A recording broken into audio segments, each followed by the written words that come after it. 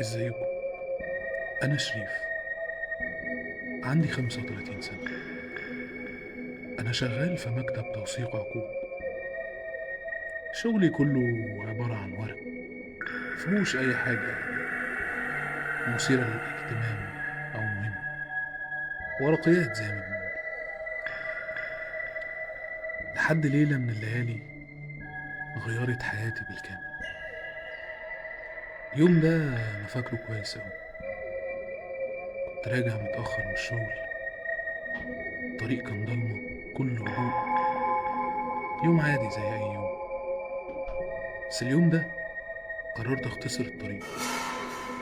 وللأسف اخترت طريق بيمر جنب المقابر على طول، رغم ان عمري ما كنت بعمل كده. وانا ماشي لمحت راجل لابس بدلة سودا واقف جنب قبر مفتوح. مش عايز اقول لكم ان انا الدم اتجمد فاروق. بصيت حواليا، مفيش حد غيرنا تقريبا. الراجل واقف وباصص ناحيتي، بس ملامحه مش واضحة، كأنه متغطي بضباب أو حاجة زي كده. حاولت أسرع خطواتي شوية. أول ما عديت جنبه سمعته بيلمس. الصوت ما كانش واضح أوي، لكن حاولت أفهم اللي هو بيقوله. كان بيقول بالظبط: متتأخرش، الفرح هيبدأ. حسيت برعشة في جسمي غير طبيعية. حاولت أجري، جريت بأقصى سرعة ممكنة. أنا بصيت ورايا، لكنه اختفى تماما. رجعت البيت وأنا مش قادر أنسى اللي حصل. طول الليل وأنا سامع صوت خطوات بره الشقة. كنت متأكد إني قافل الباب، ما أكدبش عليكم، كنتش خايف. قلت عادي، ناس طالعة وناس نازلة. ومع ذلك فضلت طول الليل مش قادر أنسى الموقف ده. صحيت الصبح على صوت جرس الباب وتخبيط بشكل مش طبيعي. مين اللي هيجيلي في وقت زي ده؟ أنا راجل أعزب أصلا، لا في حد بيجيلي ولا أنا بعزم حد عندي. فتحت الباب وأنا مرعوب. ببص ما لقيتش حد، لكن لقيت ظرف أسود على الأرض. فتحت الظرف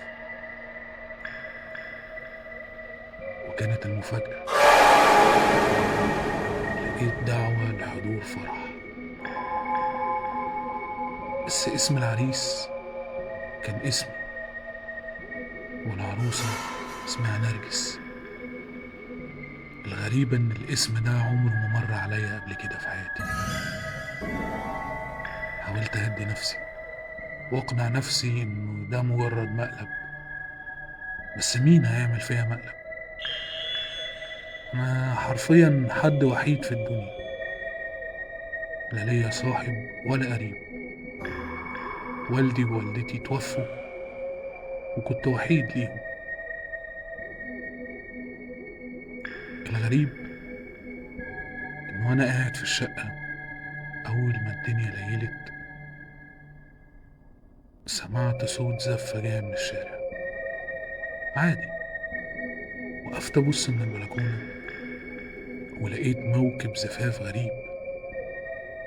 ناس شكلها مش طبيعي، ناس لابسين اسود، ماشيين في صمت غريب. وعربية الكوشة كانت عبارة عن عربية من بتاعة نقل الموتى. وفجأة العربية اتفتحت، نزلت منها واحدة ورفعت راسها لفوق وبصت لي. مش هكدب عليكم، ملامحها جميلة بس عيونها سودة بالكامل. لقيتها بتبصلي بصوت مخيف بتقولي: انا جيت لك، اتأخرت ليه؟